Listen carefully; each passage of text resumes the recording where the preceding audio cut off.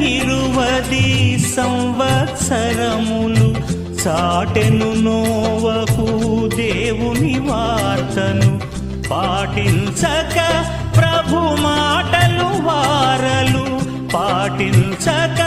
ప్రభు మాటలు వారలు నీటిలో మునిగిరి పాఠము నీకిది నీటిలో మునిగిరి పాఠము నీకిది అదిగో అంజూరము ఓ క్రైస్తవ చిగురించెను చూడుము అదిగో అంజూరము ఓ క్రైస్తవ చిగురించెను చూడుము